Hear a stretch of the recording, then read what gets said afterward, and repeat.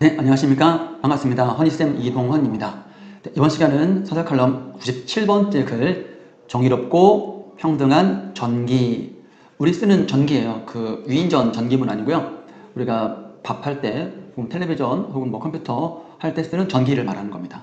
그런데 전기는 그냥 쓰는 거 아닌가? 그 앞에 정의롭다, 평등하다, 이런 전기를 붙인다는 거는, 거꾸로 생각해 봤을 때, 정의롭지 않게, 그리고 평등하지 않게 전기가 쓰이고 있다라는 얘기겠죠. 그래서 이 최효정님은 경향신문에서 우리가 전기를 좀 더 정의롭고 평등한 전기를 쓸 수 있게끔 지혜를 좀 모아봐야 되는 거 아니냐, 이런 의문, 이런 문제 제기를 하고 있는 것입니다. 자, 이분의 문제 제기가 과연 타당한지, 좀 어떤 점에서 내가 배울 바가 있는 건지, 그리고 또 다르게 볼 수는 없는 건지에 대해서 우리는 그걸 점을 중점을 두고 이 글을 읽어야 할 것입니다. 자, 그래서 첫 번째로 쌤이 말하고 싶은 건 뭐냐면, 전기의 사용에 있어서 우리가 그냥 코드 꽂으면 쓰는 것이 아니라 뭔가 다른 게 있다. 그러니까 이런 얘기를 하는 거겠지. 그래서 그 뭔가 다른 거에 대해서 우리가 볼 줄 아는 그런 안목. 어제도 쌤이 계속 이제 얘기했었던 어떤 비판적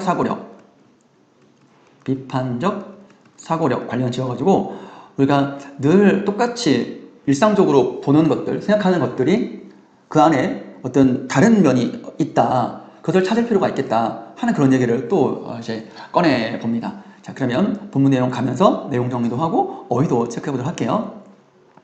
1문단 보겠습니다. 묻지 않고 살아가던 것을 묻게 되는 순간이 있다. 굳이 물을 필요가 없는 건데 한 번쯤 뭔가 생각한다라는 거죠. 그런 순간이 있다. 책이 종종 계기가 된다. 이유가 된다.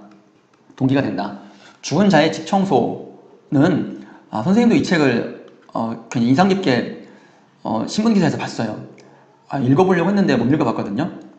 그러니까 이제 홀로 고독하게 돌아가신 분의 집을 청소하는, 즉 그분의 마무리를 지어주는 그 일을 하는 분이 사장님이 쓰신 책인데 되게 울림이 있다고 하더라고요. 자, 이분도 그런 울림이 있었나 봐요. 홀로 죽은 이들의 집을 치우는 특수 청소부의 이야기다. 죽은 이들의 자리는 보이지 않던 세상을 드러낸다. 우리가 뭔가 볼 게 있다는 거야. 집 밖에서부터 알아볼 수 있는 몇 가지 죽음의 단서가 있다. 단서, 실마리가 있다. 잊을 수 없는 것은 우편함이다. 요새는 여러분 대부분 다 이메일이라든가 핸드폰으로 이제 고지서라든가 이런 거 날라오거든요. 청소년 여러분들은 잘 모르겠지만 여러분 휴대폰 요금을 낸다거나 한 번 엄마 아빠 부모님들에는 항상 이제 이메일로 이렇게 와요. 이메일로 오거나 핸드폰 오거나. 그래서 우편함은 거의 여러분들 거의 찾아보진 않을 거예요. 그런 것들. 그런데 유독 그 우편함에 우편물이 수북이 쌓인 우편물에는 뭔가 그 우편물을 받는 사람, 즉 우편물을 받을 사람, 우편물의 주인의 변고라는 말은 뭔가 문제가 있군, 뭔가 문제가 있다는 거예요. 어디 장기간 집을 비웠다거나, 왜냐면 우편물을 안 가져가니까 집을 비웠다거나, 아니면 이 글에서처럼 사망하셨거나 해요. 돌봐줄 가족도 없고 친구도 없고 말 그대로 고독하게 돌아가신 것이죠. 자, 그 속에 전기요금 고지서와 체납 도축장이 있다. 전기요금을 얼마 내세요? 얼마 안 냈으니까 빨리 내세요 라고 이제 독촉하는 거죠. 독촉이란 말은 계속 이제 빨리 내 안 내면 너 전기 끊어버린다, 이런 얘기가 있는 거예요. 그리고 전기가 끊긴 날 죽는 사람이 있다. 전기가 끊긴 날, 그러니까 이때까지도 전기요금을 일부러 안 내는 게 아니라 가난해서 못 내는 거거든. 전기가 끊긴 날 죽는 사람이 있다. 전기가 끊긴 날은 어떤 날이었을까? 어두워졌지만 불을 켤 수 없고, 냉기는 차가운 기운, 겨울에 스며들지만 전기장판을 켤 수도 없고, TV도 안 나오고 컴퓨터, 휴대폰도 켤 수 없는 날, 전기가 끊기는 날은 아무것도 할 수 없는 날이다. 여러분들 충분히 공감되실 거예요. 갑자기 전기가 나가면 진짜 암흑 세상이고 아무것도 할 수 있는 게 없죠. 단전 전기를 끊는다. 전기를 끊는 날은 사형 선고일처럼 다가왔을 것이다. 그러니까 이분이 죽은 자의 집 청소라는 책에서 계기를 얻어서 우편함에 있는 전기요금 고지서, 산업도축장을 보고 이렇게 예측한 것이죠. 추론한 것이죠. 이 문단, 전기는 빛이고 열이며 동력이다. 전등 키죠. 어떤 여러분 커피포트라든가 혹은 전기장판 이런 것들, 그리고 또 전기차로도 많이 쓰이죠. 연결, 관계, 소통도 쭉 이제 물리적인 것만이 아니라 이 전기로 인해서 우리가 세상과 연결되고 관계를 맺고 소통도 하는 것은 다 전기 때문이죠. 전기가 없으면 살 수 없는 세상이 문명사회이죠. 되어버렸죠. 그게 지금 우리가 사는 세상이다. 전기는 삶을 위한 필수재, 꼭 필요한 어떤 재산이라는 소리입니다. 필수재라는 거는. 기본권이다. 기본권이라는 말은 무슨 소리인가요? 기본권이라는 말은 기본적으로 가질 수 있는 권리.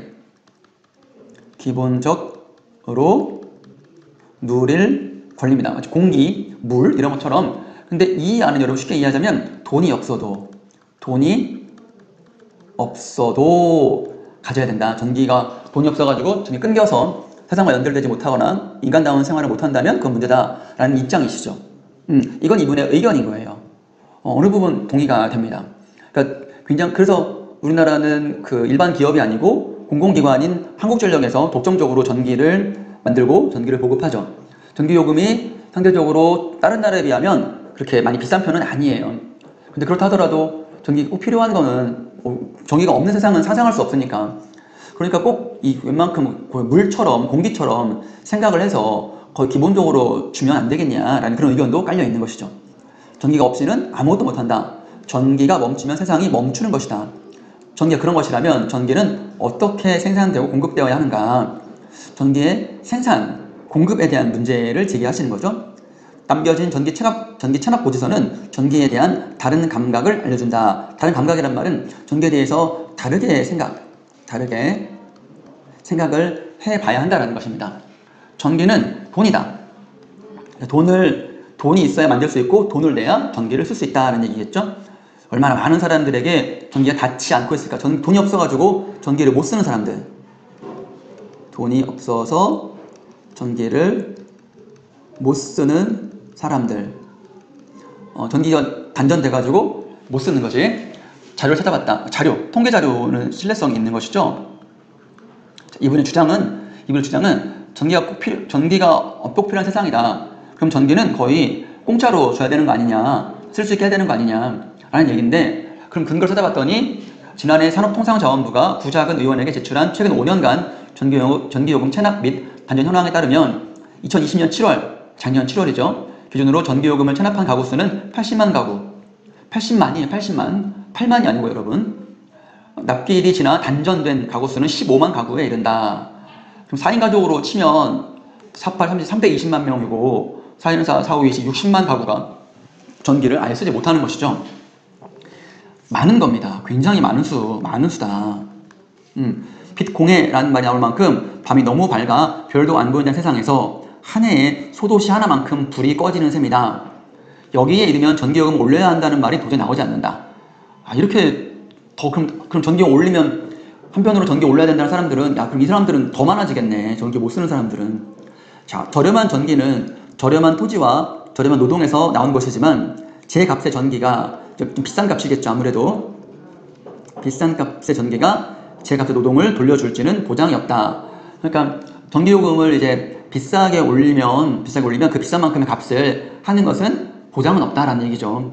그러면 이제 이거는 돌려줄지는 보장이 없는데 비싼 값으로 전기요금은 내는 거니까 그거는 좀 이제 이런 단전된 사람들에게 좀 부담이 될 수 있는 거잖아. 그래서 이 문장의 의미는 전기요금을 너무 올리면 그거에 대한 부작용이 있을 수 있다. 전기요금이 못 내가지고 전기를 못 쓰는 사람들이 많을 수 있다라는 그런 우려가 되겠고요. 자, 에너지 전환. 에너지의 전환은 우리가 많이 공부했었습니다. 우리가 석탄 발전에서 재생에너지이고, 우리는 그래서 재생에너지 중에서 태양광과 풍력 발전을 대안으로 생각했었죠. 에너지 전환은 경제적 효율성과 기술적 적합성에 종속시켜서는 안 되면, 그러니까 에너지 전환을 할 때 그것에 경제적으로 얼마나 이득이 있느냐, 기술적으로 괜찮냐만 너무 따지면, 이것만 너무 따지면 안 된다. 반드시 정치적 관계와 연결해서 좀 더 해볼게요. 생각해야만 하는 이유다. 그러니까 이거는 뭐냐면, 경제적인 효율성만으로는 이 전기요금 올리는 게 당연한 건데, 그러면 다른 사람들이 돈이 없어서 정말 못 쓰는 사람들이 많잖아요. 그러니까 정치적 관계라는 말은 정치인과 상관없고 정치적으로 사회적 약자를 위한, 다시 쓸게요. 약자를 위한 전기 사용 정책. 그러니까 이제 재생에너지 전환도 피할 수 없긴 하지만, 전환을 하면서 경제적 효율성과 적합성만 따지면 안 되고, 정치적 관계에 있어서 약자를 위한 전기 사용 정책, 전기 요금 정책도 같이 고려해야 된다. 그래야지만이 소외받는 사람 없이 제대로 에너지 전환이 될 수 있다. 뭐 이런 얘기이겠죠. 다음 3문단 보겠습니다. 그러나 그렇지 못하고 있다라는 진단이죠. 이분의 의견은 지금의 한국의 에너지 전환 정책에는 더 민주적으로, 더 공공적으로, 그러니까 이 말은 이제 전기요금 없어서 사회적 약자를 위한 정책이겠죠. 근데 그런 정책 의제가 사라지고 더 빨리, 더 많이 재생에너지 비율을 높이라는 양쪽 목표가 전환 최우선 과제가 되어 있다. 그러면 이렇게 양쪽 목표만 하면 이런 사람들에 대한 차별은, 전기를 못 써서 인간다운 생활하지 못하는 분들은 더 많아지게 될 수도 있겠네요. 자, 정의로운 전환의 원칙은 수립되지 않고 있는데 발전량은 늘리고 또 감축량, 그러니까 재생에너지 발전, 석탄 발전을 줄이고 재생에너지 발전을 늘리고 석탄 발전을 감축하고 그런 것들, 얼마나 석탄 발전에서 재생에너지로 올라갔냐를 같은 수량화된 목표치가 담론과 정책을 좌우한다. 담론은 여러 가지 여론들 이야기죠. 쌤이 그동안 읽었던 거에도 전기를 어떻게 만들고 어떻게 보급할 것이냐가 관련되었지, 이렇게 비용 측면에서 전기를 쓰지 못하는 사람들에게도 같이 이득이 되는 에너지 전환 정책이었다는 것은 놓쳤던 부분이에요. 이 글을 통해서 우리가 에너지 전환 정책과 더불어서 에너지의 공적인 사용, 민주적, 공공적으로 사용하는 것도 같이 담아야 되겠다라는 생각을 좀 했습니다.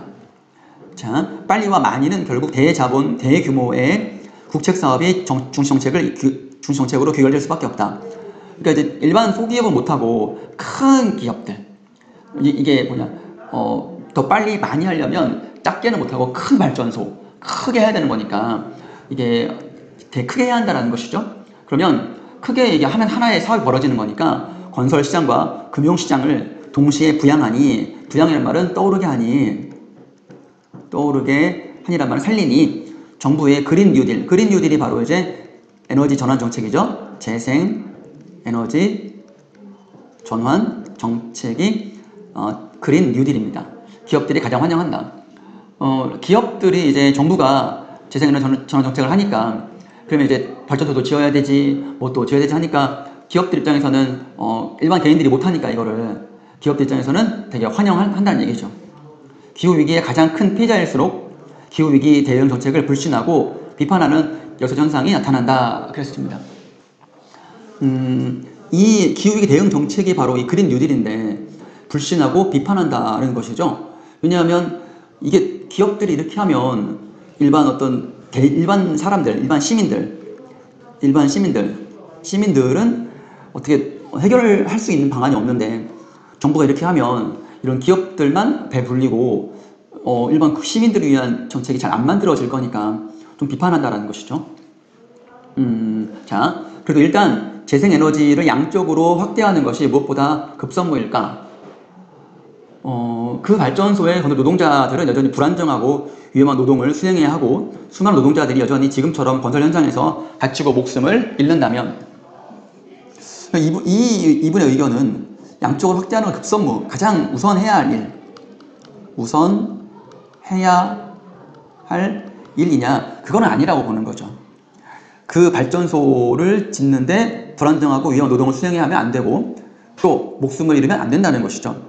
근데 지금 우리가 좀 더 빨리, 더 많이니까 서두르고 있으니까 좀 문제가 된다는 것입니다. 재생에너지에서 나온 전기만을 100% 사용하는 기업에서 공장이 24시간 체제로 돌아가고 그 노동자들이 과로사로 죽어나간다면 그것도 좀 안 되지.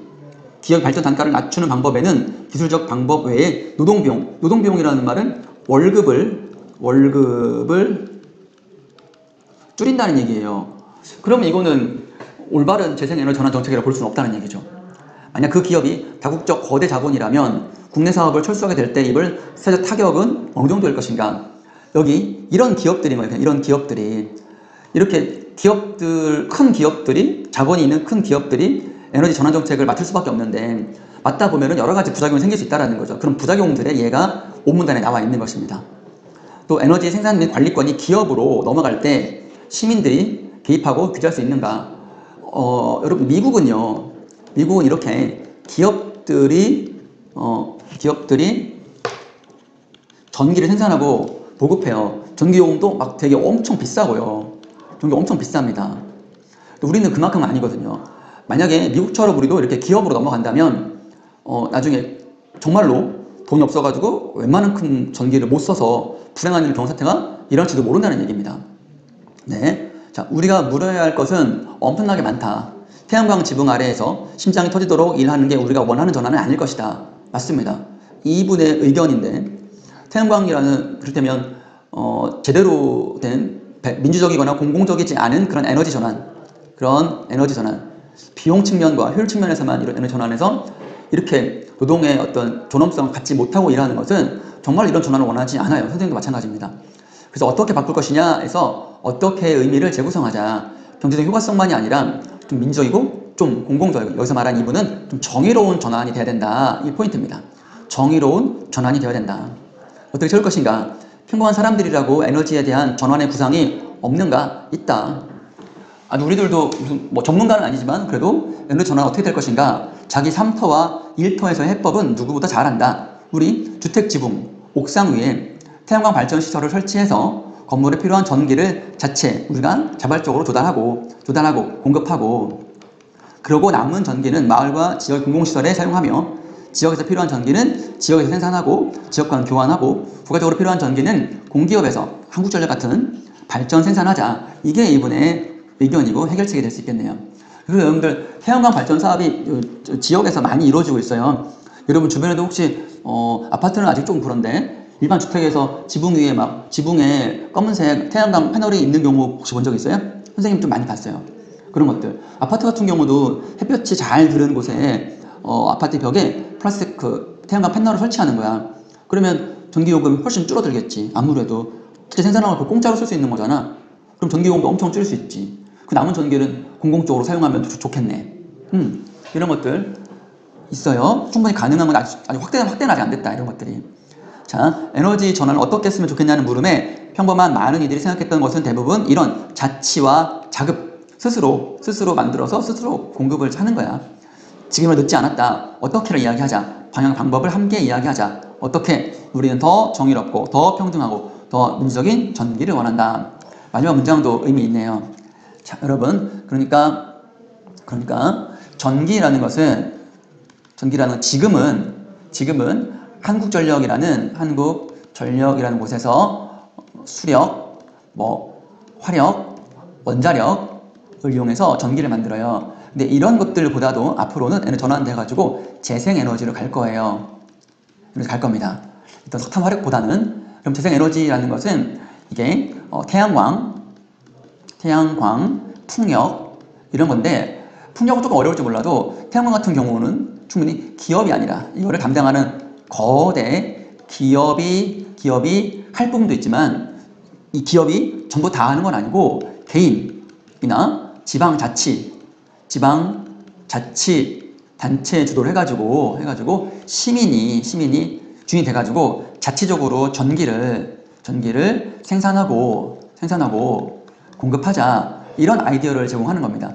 그러면 거대 기업이 나중에 비싼 요금으로 전기를 못 쓰게 하면, 전기가 대부분 다 생활에 어떤 큰 일을 차지하는데 못 쓰면 인간다운 삶을 못 사는 거잖아. 그래서 에너지 전환 정책을 할 때 거대 기업만 전부가 아니라 충분하게 이런 부분들도 같이 고려해서 하면 훨씬 더 여기 말대로 정의롭고 더 평등하고 더 민주적인 전기를 만들 수 있어가지고 더 좋다라는 그런 얘기입니다.